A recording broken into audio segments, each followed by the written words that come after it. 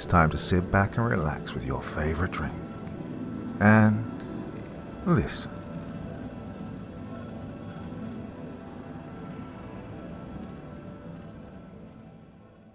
I work on an oil rig in the Arabian Sea. There's something evil down there. By Augustus Cordoba. Part 1. Well, if you're hearing this, it means I made it out alive. Now, my story isn't some bedtime fable. It's raw, ugly, soaked in salt water and blood. I'll tell it the way it was meant to be told, so you can feel it burning through the eyes of someone who lived it. Call it a warning. Oh, you'll probably never find yourself in my shoes, but then again, fate is a cruel bastard. My name's Charles, and let's just say I'm good at what I do. And what I do is keep the lifelines of oil moving through steel arteries. Right now, my gig's on a pipeline deep in the Arabian Sea, down at the seabed off the coast of Oman. Just past midday topside, but here, no sunlight, no warmth. Just a sick yellow beam of my flashlight slicing through the black. A few bubbles break free from my mask, spiraling toward a surface that I can't see. I move slow, kicking my flippers, drifting through the gloom. Well, down here I'm one of 3 divers, but the others are ghosts in the water right now, out of sight, out of reach. My beam locks onto the pipeline, a massive steel vein running into our habitat. An artificial cage of air bolted to the ocean floor, stretching upward to safety, and downward into nowhere. I aim my light down the pipe's length, and all I see is corroded metal disappearing into the abyss. I lower the beam further, pushing it into the void until it fades into nothing but my own flippers, kicking above the same black hole. That's when the cold hits me, not from the water, but from knowing what's down there. At the point where this vertical pipe kisses the horizontal one, a monster awaits. A sprawling metal skeleton of a structure, designed to anchor temporary installations in place. I can't see it now, but I know it's there, waiting. Well, they tell stories about this place. Sea legends about malevolent spirits that stalk divers. Tricksters, shapeshifters. They call them the water jinn. They'll warp your vision, twist reality until you're lost in their maze, and then, depending on their mood, they either let you crawl away or they swallow you whole. Something flashes in the corner of my vision. An instinct takes over. I spin hard, like cutting across the water, a sharp breath fogging my mask. The beam catches only a school of tiny silverfish, glittering as they scatter past. Well, my pulse slows, but only a little, because down here, anything could be watching. Goddamn idiot, Charles, I mutter into my mask, my voice muffled by rubber and water. I kick upward, following the pipe toward the habitat's air pocket. The shimmer of the waterline ripples above me, inching closer. Flashes of color move beyond it, my crewmates. I break the surface with a splash, spit out the mouthpiece, shove my mask up and shake my hair free of the seawater. Hauling myself onto the narrow platform that rings the inside of the habitat, I take in the scene. A battered bench-light rig runs the whole circumference. Now, as I've said before, 3 of us work this stretch. Asif and Imran are already here, legs dangling over the edge, flippers slicing idly through the water below. Let out a low grunt and drop onto the bench beside them, my own fins disappearing back into the cold. Well, it's a strange little pocket of life down here, a physics trick. We're far below the surface, trapped in steel walls and stale air, and yet we breathe. The habitat's a steel box, maybe 4 meters wide and 3 high. The air tastes like damp and metallic, but it keeps us alive. From the center pool between us, the pipe juts upward into the habitat's heavy air, its mouth sealed with a massive rubber plug. Before our shift ends, we'll have to deflate it. That plug keeps thousands of gallons of crude from spilling into the Gulf. The habitat lets us do it without turning the sea into a slick graveyard. The pipe runs straight down into the abyss, then splits into 2 horizontal arms crawling across the seafloor, one north toward the Omani coast and the other south. It's just wide enough for a man to worm his way inside for emergency repairs, not that any sane one would want to.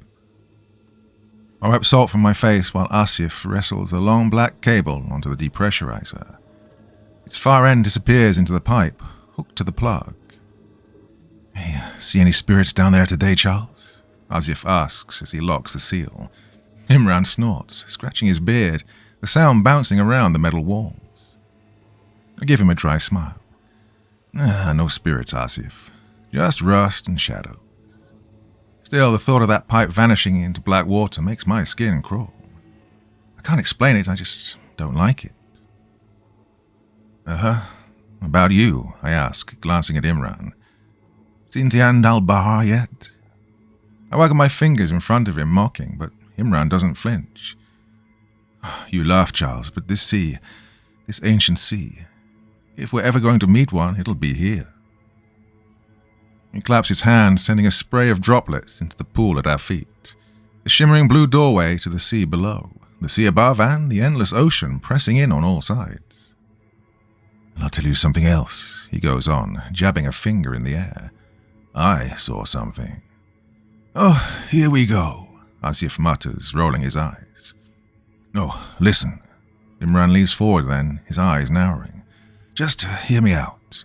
About an hour ago, I was swimming near the pipe. Got a little distracted. A fish caught my eye. Asif shakes his head and shoots me a glance. Oh, you should have seen it, Asif. Big golden thing, beautiful. I wanted a closer look, so I left the pipe, just for a minute. Followed it until it got spooked and disappeared into the blue. Turned back toward the pipe and... nothing. Just the abyss. No bearings, no landmarks, just... alone. And for the first time in a long time, I felt fear. Well, we say nothing at this point, just letting him talk. That's when I saw it, Imran says, almost bouncing on the narrow metal ledge we're perched on. Easy, I growl, feeling the platform tremble under me. Asif flips a switch on the depressurizer and it rumbles to life.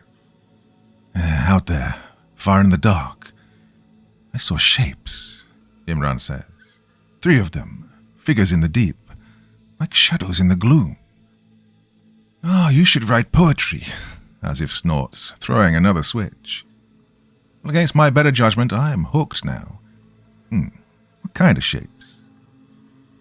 Oh, not solid, like smoke, no, thicker, mist, dense, but with eyes.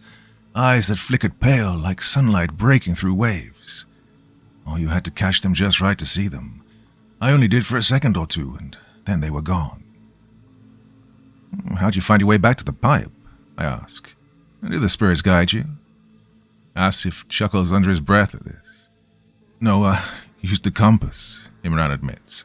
But that's not the point. I saw something. I know I did. I thought the stories said they were dangerous, Asif says. Pranksters, cruel. They bang on the pipes, moan from the inside, make you think something's in there, ready to tear its way out.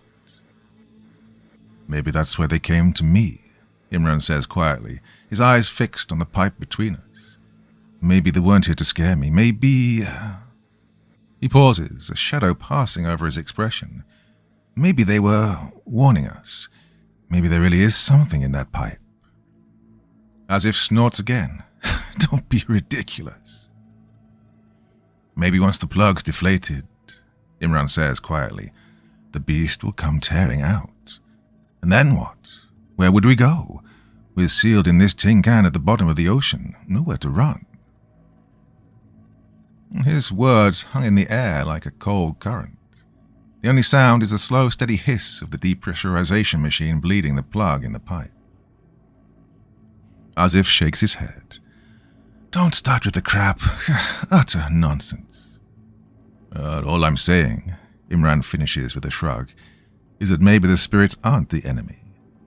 You don't believe, I know, but they're not all killers. The Jinn of Bahar, mischievous, sure, but not cruel. Not always. Asif grunts, waving him off. Imran turns to me then, looking for backup, and I just laugh. Enough, man. We've got work to do. Unless you want to say here, running to the boss again. That name earns a groan from all of us, bouncing off the steel walls. I can't stand that guy, Azif says, throwing it out like a curse, and we all chuckle. Zahir is a colleague, technically. Oh, we almost never share a shift. Doesn't matter, his projects always seem to overlap with ours, so he's never far enough away. Thick red hair, ragged excuse for a beard, and a personality as dry as the sand topside. A busybody, teacher's pet. Kind of man who clocks unpaid overtime like it's a calling, and still gets passed over for promotion because charisma skipped him entirely.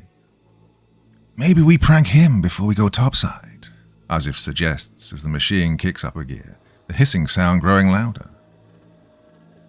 What kind of prank? Imran asks. I don't know. Head over to his station, bang on the pipes at Azra 1, give him a good scare before his shift's over. Well, as much as I'd enjoy that, I say. It's a 1.5 kilometer swim, and we'd never fool him with a ghost story. He doesn't believe in anything. No imagination to prey on. True, Azif concedes, turning back to the machine. He gives it a light smack and it hums into the final stretch. The plug loosens, pressure bleeding away until there's just enough clearance, opening a dark, yawning path straight down into the pipe. The plan was simple. Reach in, haul out the deflated plug, check for leaks or damage, see if it needed replacing. Should have been routine. Should have been safe. When the pipe at this time of day was supposed to be packed with oil. But it wasn't. What little oil was inside was a fraction of what we'd been told. And that's when everything went wrong. The nightmare unfolded in seconds. Too fast to react, too fast to understand, till it was already killing me. The positive pressure inside the habitat, the thin bubble of air keeping us alive, exploded into the pipe, driving the oil down with a force that was inhuman, monstrous. The sudden shift whipped air and seawater into a blinding vortex, a whirlpool of chaos and violence. In an instant, the world vanished in a rush of black. My body slammed into the habitat wall, pain detonating in my shoulder as bone cracked against cold steel. I tried to scream, but all I spat was foam and bubbles. I had no idea which way was up. The safety of the habitat was gone, ripped away from us. Water tore into my mouth, my nose, my eyes, flooding every sense. Then the suction took me. I was yanked brutally into the pipe. The metal walls closed around me like the jaws of some mechanical predator, dragging me head first at breakneck speed through the mix of oil and seawater. Blood hammered in my skull as my arms and legs were smashed again and again against the steel. My body twisted, battered, and all there was darkness and terror. The pipe leveled out and my head hit hard. The well behind my clenched eyelids burst red, and then blinding white. A high-piercing ring filled my ears, colliding with the roar of the rushing water. I let out a guttural, involuntary howl of pain. Oil and seawater poured into my throat, into my lungs. I swallowed a little, breathed in the rest, drowning and choking as the current hurled me along the sea floor. God, I am going to die. That single thought looped endlessly in my mind. I'm going to die. This is it. And for the briefest moment, the terror broke, replaced by an eerie calm. The roar of the water never faded, but my fear bled into something else, almost a surrender. My mind drifted to a beach from my childhood, sun on my face, my family's laughter in the air. I braced for the last breath I would ever take. But instead of releasing bubbles, I choked, I coughed, I spluttered. Well, the fight wasn't over yet. Coughed hard, choking, hacking, my throat raw. The taste hits me first, sharp and oily. And then the realization slams in. Air. I found air. I drag in a jagged breath, gagging, trying to cover my mouth, but my hand smashes into the metal wall of the pipe. My right wrist screams with white-hot pain, a burst of agony ripping up my arm. Feels broken, maybe is broken. Air. I cling to the thought, but the mental image of a warm beach vanishes like smoke, swallowed by the panic flooding back in, fast and suffocating, the same way the water had been poured into this cursed pipe. Most of my head's still underwater, but my eyes, nose and mouth are clear. I lift my head. My ears reach the surface and I can hear. But that presses my forehead against the freezing steel. I freeze, and the reality crashes down on me. I'm in the pipe.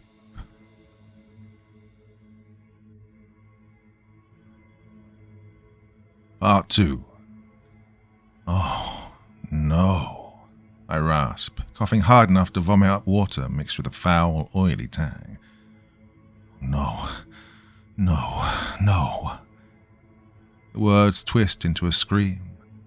I pound my good fist into the metal, the sound dull in the suffocating dark. Help! Please! My voice cracks. Please, someone. Air. Help. Panic grips me like a vice.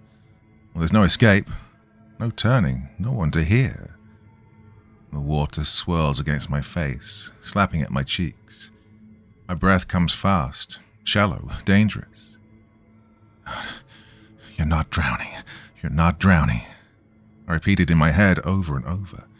You're not drowning. You have air. You can breathe. Just breathe. I force my legs to move. One flipper hits the roof of the pipe. I try rolling onto my side, but it's a slow, grinding process. Every shift is met with sharp pain, my shoulder and neck sending lightning bolts down my spine. Lifting my head is torture, but if I lower it, my face is back under the water. Right. Breathe first. That's all that matters. In, out, deep, steady breaths, each one dragged through gritted teeth. Oh, my heart's hammering. My hands fumble over my body, searching for my gear. Nothing. Only one flipper left. The other must have been ripped away when the pipe sucked me in. My mask, my tank, gone. Oh, God. It comes out as a mere whimper. Logic be damned, I pound on the steel again. Hello? I yell into the black void. Hello? Charles. The voice ricochets through the darkness behind me, somewhere past my feet. I lift my head, straining to see, but there's nothing but black. Hello? Who is it? Imran, the voice calls, shaky but alive. Charles, are you all right? Relief hits me like a punch, tangled with fear. I can breathe, I shout back, my voice cracking. You okay? A faint voice cuts through the darkness. Barely there, but I do catch it. Guys? It's Asif. Guys, are you both alive? Relief hits me like a gut punch again. Thank God, I mutter, forcing back a sob. Asif, it's Charles. You hurt? Yeah, Asif calls back, his voice echoing down the metal throat of the pipe. Pretty sure one arm's busted. Same here, he adds, quieter now. I think both my legs are gone. His words twist into a raw cry of pain, followed by a sting of curses. God, what the hell do we do?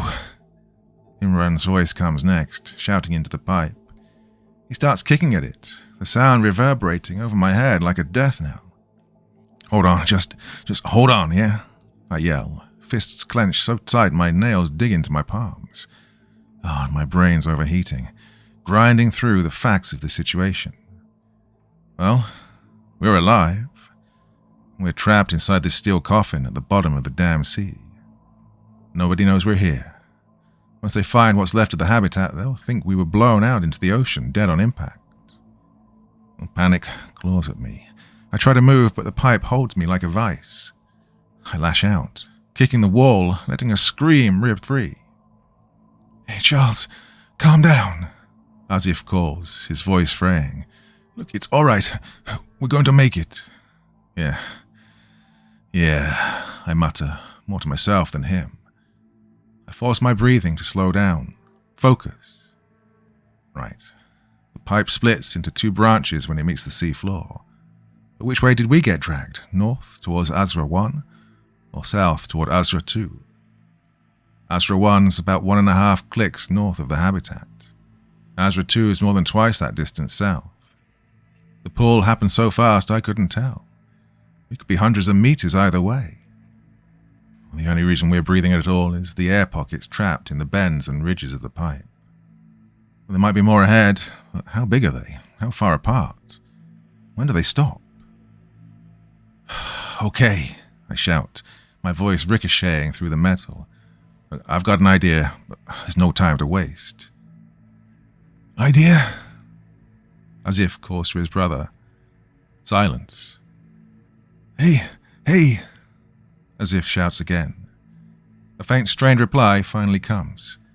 I'm here, but I'm in bad shape, real bad. That's okay, I yell back, forcing confidence into my voice for their sake, if not my own. We're all getting out of this, all of us, you hear me? I lift my head above the thin film of seawater in the pipe and clear my ears.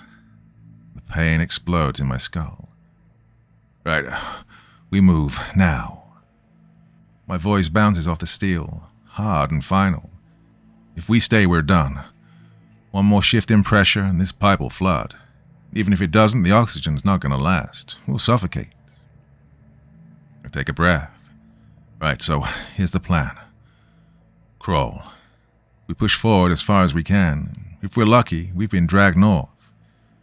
Azra 1's no more than 1.5 clicks away tops. That's doable. And if we've been pulled south, well, as if cuts me off with a flat. And then we're screwed. I keep my mouth shut. Then a low, bone-deep rumble rolls along the pipe, making the steel tremble against my palms. Shaky, as if answers. All right, Charles, I'm with you. We crawl, we pray. As if, I call down the line. A cough, followed by a groan. Charles, I can barely move. I can't. I'll have to stay. Yes, you can, as if snaps, his voice tight. No, Imran groans again. I'm wrecked.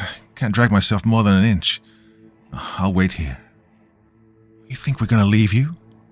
His voice cracks, but as if speaks over him. Look, go. You know where to find me if you make it out. Just go. The clock's ticking.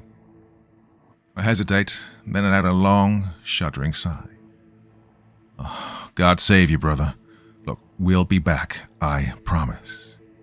I know, he says, his voice already fading into the dark. God, I mutter, slamming my fist against the pipe hard enough to sting. As if, you ready?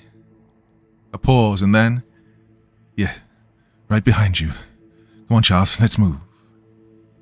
And with that, we start crawling. Calling it claustrophobic doesn't cut it at all. This is a coffin with water gnawing at the edges. Every inch is a battle. The thought that beyond this narrow shell lies nothing but tons of crushing ocean doesn't make me braver. No, it just makes my stomach twist. The floor's slick, slimy with oil. No grip. I hunt for the tiniest grooves along the pipe's upper curve, jamming toes or heels into them. My good hand drags me forward. My bad hand is little more than dead weight.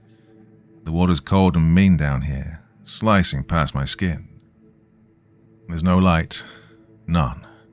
Not even the kind your eyes adjust to. Just pure, absolute black. Try to keep count of the distance.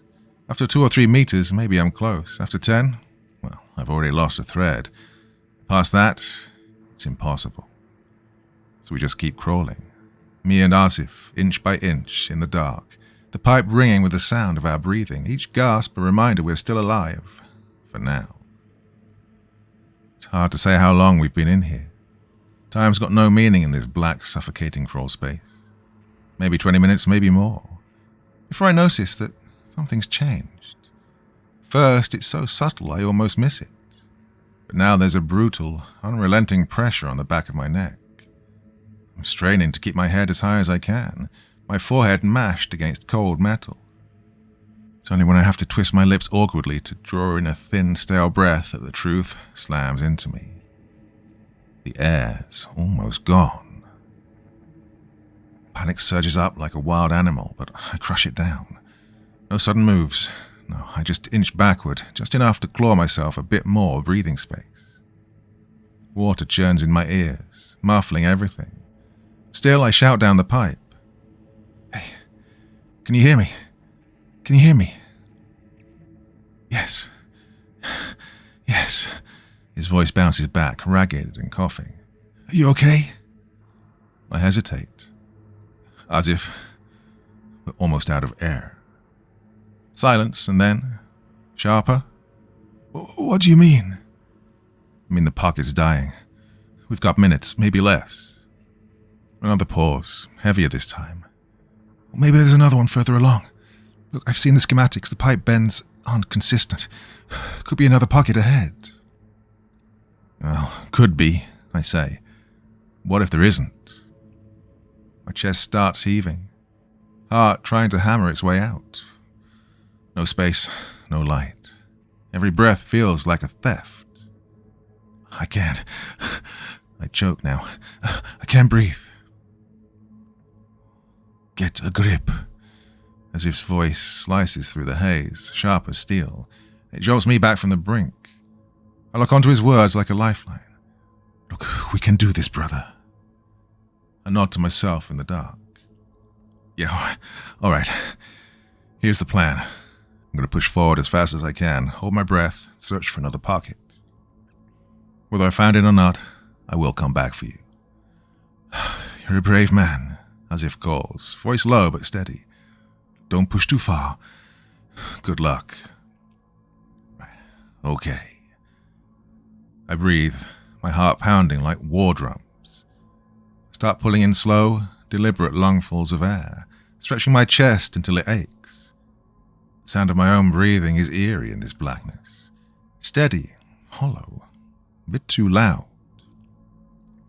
Okay, one last inhale. My face is pressed to the oily metallic curve of the pipe. I start to move, silent but for the beat of my heart, vanishing into the dark where I can't hear anything anymore.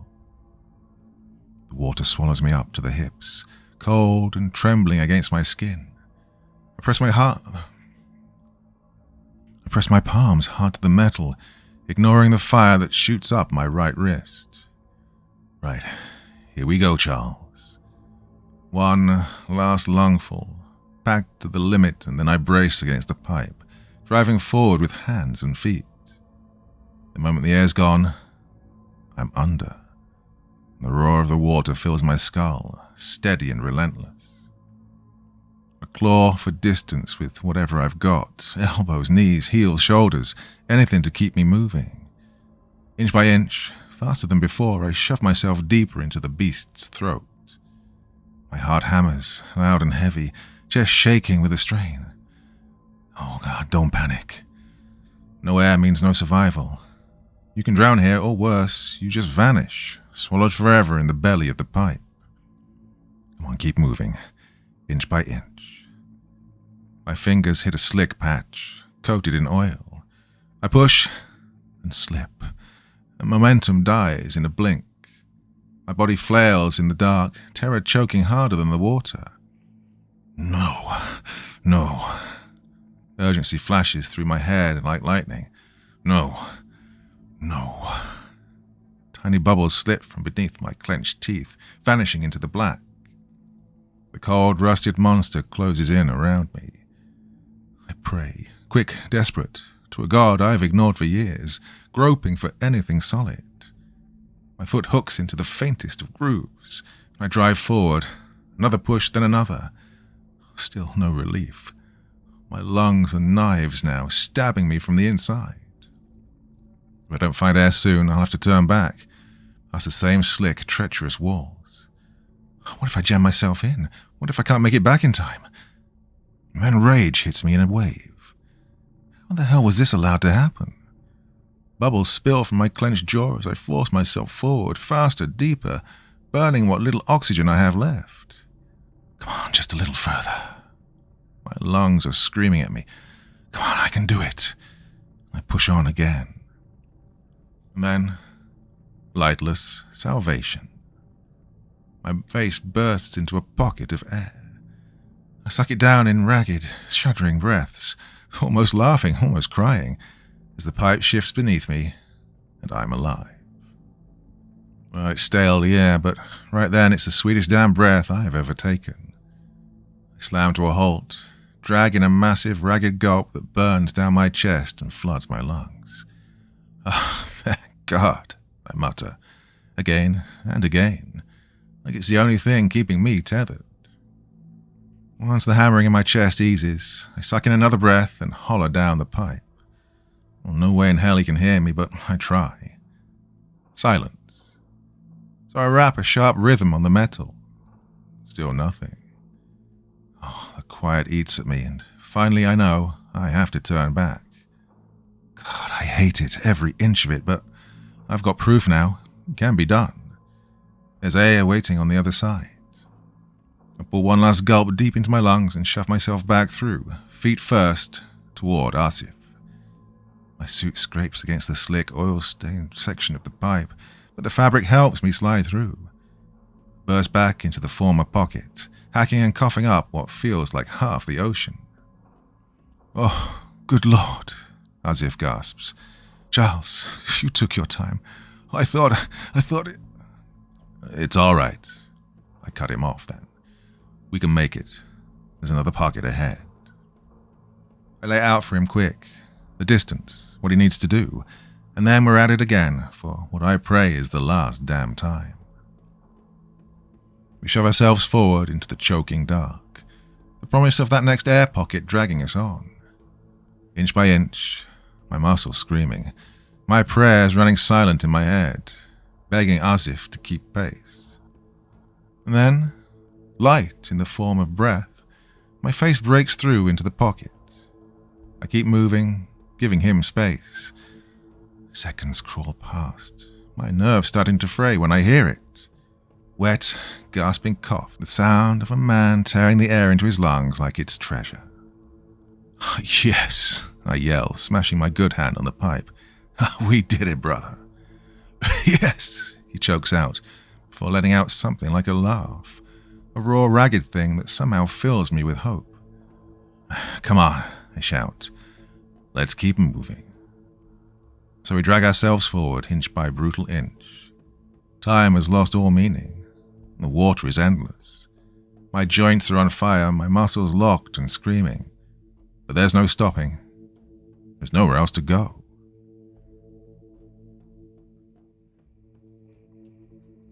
Part 3.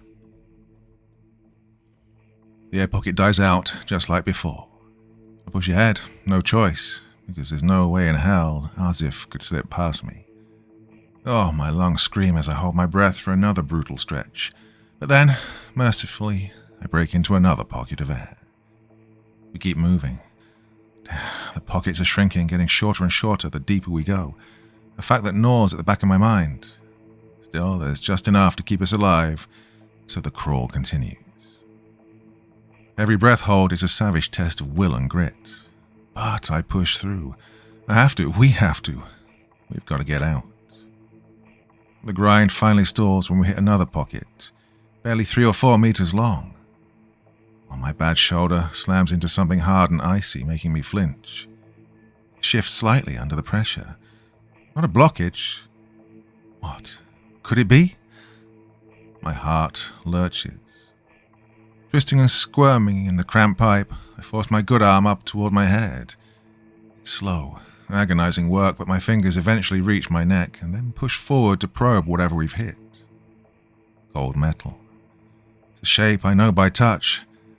And then, against all odds, a grin cracks across my face. Asif, I bark, my voice ragged. I found a tank. Yeah, I think it's all here, full setup. A tank, he fires back. What do you mean? An oxygen tank, man. Oh, intact.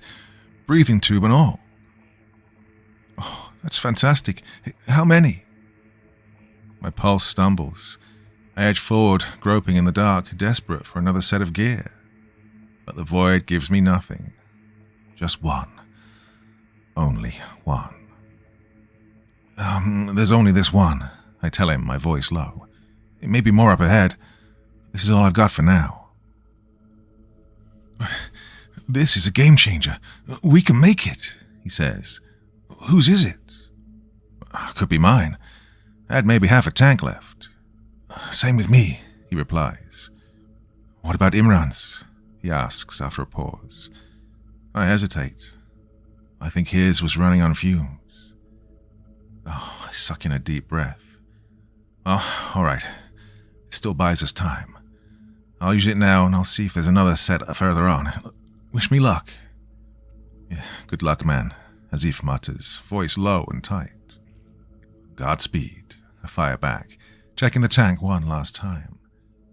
I clamp the mouthpiece between my lips, pull in a few deep test breaths, and then sink under again. This time I've got the tank with me. It's my only edge. I grunt as I twist and contort my way into the pipe, dragging myself forward inch by inch. My shoulders scrape metal, my legs jam, and then I hit what turns out to be the last pocket of air I'll find. A pathetic, meter-long gap. Barely enough for one man to crouch, let alone two. Oh, and, no second tank. Not even a trace. I curse under my breath and shove deeper, hauling the tank with me, the hose tugging at my mouth as I go. My hand brushes something. My second missing flipper, of all damn things, but still no spare tank. And no more air pockets. Just endless, cold confinement. I clench my fist. Well, the choice is made for me. I've got to turn back before Azif starts thinking I'm not coming. The crawl back feels endless, every second drawn out until it's a dull eternity in my lungs. Finally, I spill out into our shared space and tell him what I found. Nothing. He listens in silence, and when I finish, his voice is quiet, almost resigned. Charles, this is it for me. No point in me going any further. I think I'll just wait here. I start to argue, but the words collapse before they even leave my throat. What's the point? He's right. Brutally right. The next leg's mine alone. A knot rises in my chest. I shove it down. This is not the time, not the place. Still, the thought stabs at me. This could be the last time I hear him speak. The last time I hear either of them. I force my mouth to move, searching for something worth saying, but he cuts in first. Hey, I'll see you soon, buddy, he says into the dark. I pause, my reply catching in my throat, but I manage. Yeah, for sure, man. I'll see you soon, buddy. And then I'm gone. I drag myself deeper along the pipe, elbows grinding, knees scraping, body twisting through the narrow gut of metal. The water swallows me whole now. My breath rasps loud inside the tube clamped between my teeth, each inhale a reminder of how close I am to the edge. I hit the last air pocket and steal a single moment, one breath, to steady my nerves. Then I leave it behind. From here on, it's all underwater. No light, no clue how much air's left in the tank. Well, if it's an A-mod, I've got hours, plenty of time. If it isn't, then my clock's already running down. Down here, a mere means I'm dead unless luck throws me another miracle air pocket. It's possible, I tell myself. Not likely, but possible. I claw my way forward through the pipe, the water thick, oily, and bitter on my tongue. The hours bleed together. No more air pockets, just more pipe. More choking dark pressing against me from every side. I have no idea how far I've crawled. North means hope, south means I've been wasting every ounce of breath for nothing. I'll never see Azra 2, but Azra 1, if it's Azra 1, I still have a chance. So I push on, through the poisonous water, through the black. My elbows are raw meat from the friction, my shoulders stripped bloody, feet blistering where they grind against the steel for leverage. My neck screams every time I turn my head too far. The pain doesn't matter, though. I grit my teeth and keep moving. It's too late to turn back. God, give me strength, I growl under my breath as my muscles seize and burn. Thinking of them both. Thinking of Imran, thinking of Asif. Thinking of how they're alone, like me, keeps me going. I won't quit. No, I will not let them down. Not now, not ever. So I crawl on, and on, and on. Endless black, endless gnawing torture. Oh, the pipe feels like it's swallowing me whole. Except, it's not endless. Not tonight. Luck, or something like it, finally throws me a bone. The good news? My oxygen tank sure as hell isn't Imran's. If it was, I'd be a corpse by now. But the bad news, every breath is taking more work. I'm gulping deeper and deeper just to keep my lungs from screaming. I can feel the end coming.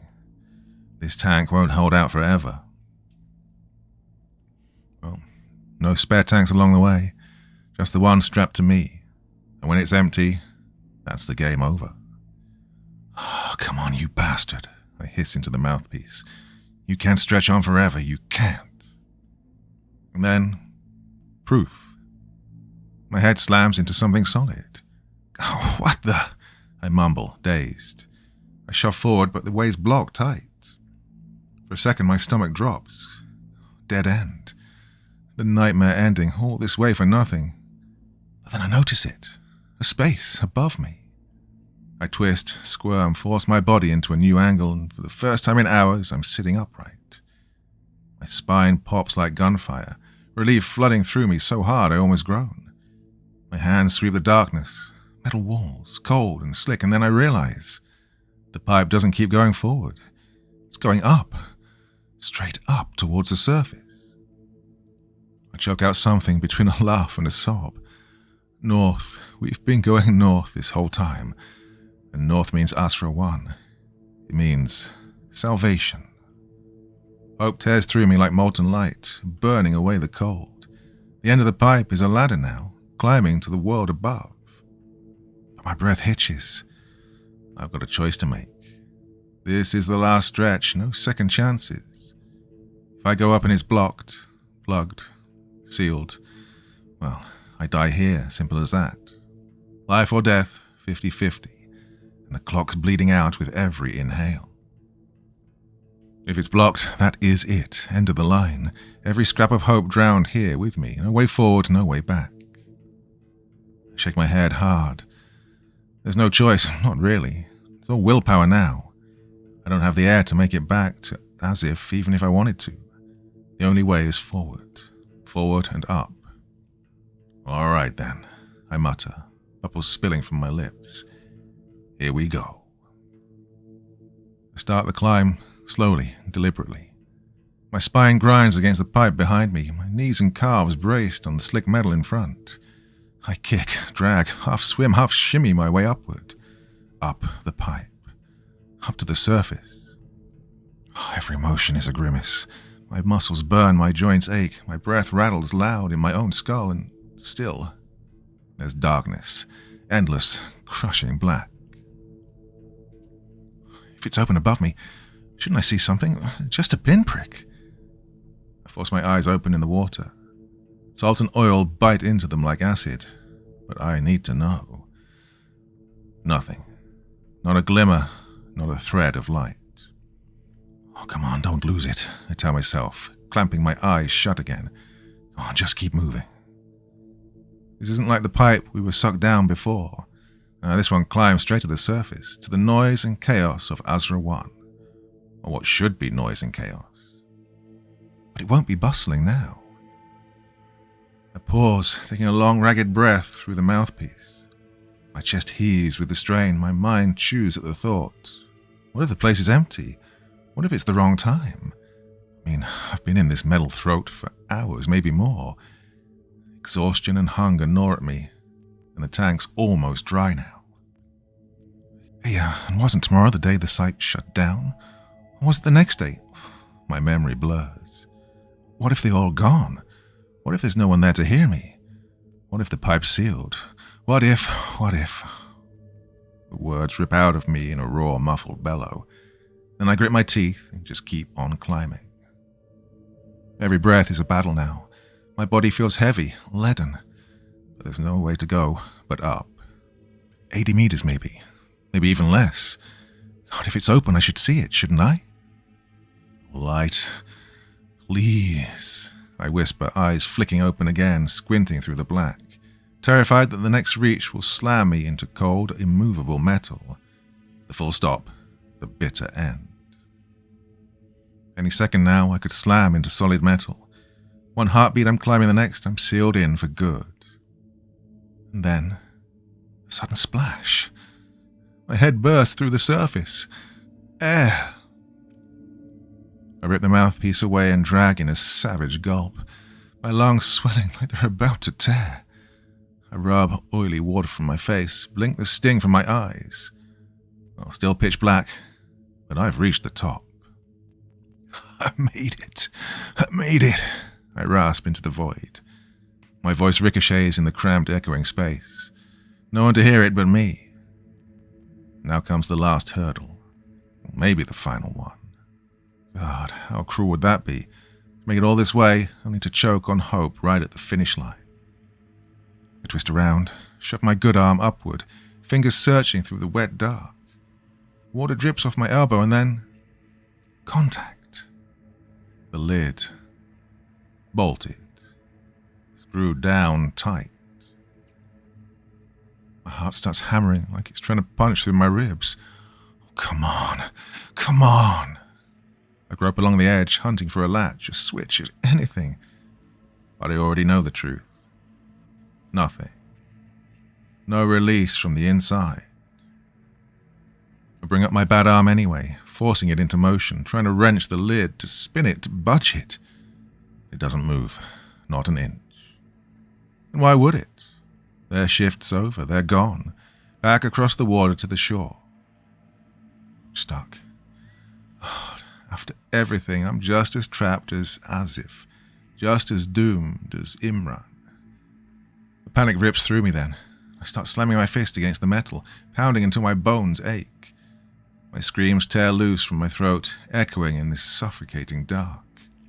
Outside will be nothing but dull, muffled groans, maybe even mistaken for the pipe's own mechanical rumble. Help!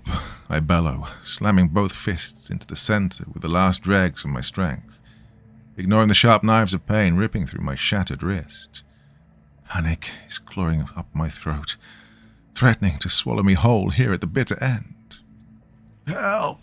I roar again, pounding the lid, kicking at the pipe, raising hell with every ounce I've got left before my body gives out. Anyone! My voice echoes in the dark. And then it happens. A sudden violent grinding erupts overhead.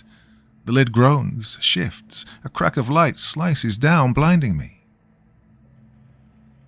I choke on my own gasp, stunned, my lungs burning as I stumble back into the filthy water with a splash. My eyes clamp shut against the blaze, an orange-red glow that scorches the world beyond my lids. I don't dare believe it's real. Somebody shouting, voices tangled in confusion. Hand seized my diving suit by the shoulders, gripping hard, dragging me up with brute force until I'm sprawled on the platform, wringing the pipe's mouth. I'm shaking, weeping before I know even where I am. The tears cut through the salt and oil caked on my skin. I've never felt air taste this good. I twist around, stretching arms and legs that have been locked in agony for what feels like centuries. A hand grips my shoulder, firm, steady, and cool. Blessedly clean water runs over my face. Charles. A voice I know, familiar, sharp with shock. Charles, what the hell?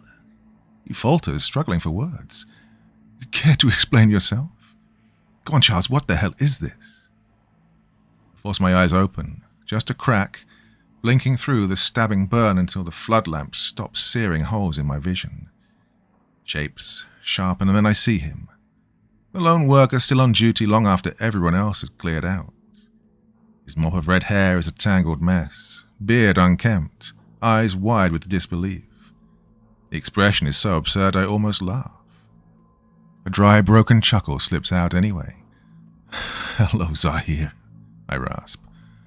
Swear to God, I've never been happier to see a human being in my life. And that's no exaggeration. Well, the next hours blur into chaos. Calls fired off to the company, then the authorities. Helicopters roar overhead. Rescue boats cut across the waves within the hour. Down below, the ruined habitat site is locked down. Diver teams drop into the deep, working the pipe inch by inch into the night, knocking, tapping, praying for any echo of life. But nothing answers back. I remember pacing the control room like a caged animal, my bandaged arm throbbing, officers watching, families calling, the air thick with static and dread.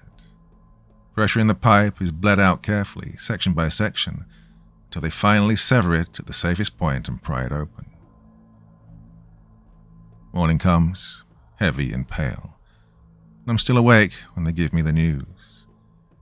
I drop into the nearest chair, the breath gone from me. "No," I whisper. "No, that's impossible." But it isn't. They found them, Asif and Imran, together, barely 10 meters north of where the current had dragged us under, dead almost instantly, the impact breaking them before they had time to understand what had hit them. The experts say their last conscious moments were likely inside the habitat, before the world came apart. I don't reply. I just turn toward the window, watching the first sunlight glint off the rolling waves. Bright, cold, and merciless.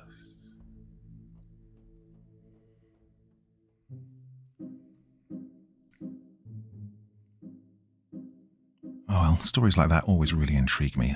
Very interesting setting, but it's the fact that the power of the human mind was the main character in the story rather than anything truly mystical or supernatural or anything like that. Makes you think, doesn't it? Well, makes me think. So, thoughts, feelings, anything else you want to say about that story in the comment section below, and I will do my best to join in the conversation again. Thanks for listening. What day is it?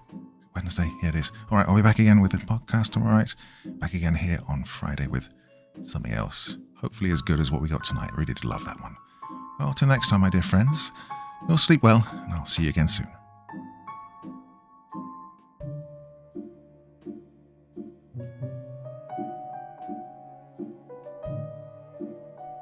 Thank you so much for taking the time to listen to this story today. Really means a lot to me and to the author of the story, of course. Well, if you want to know more about me, I'm pretty much everywhere on social media. You can find me on Facebook, Twitter, Instagram. You can download my music on SoundCloud. I've got a Patreon if you feel like. Throw me $1 or $2. Very much appreciated. And of course, on Reddit, I have a place where you can leave stories if you want me to read one that you've written. Well, hoping to see you all again very soon.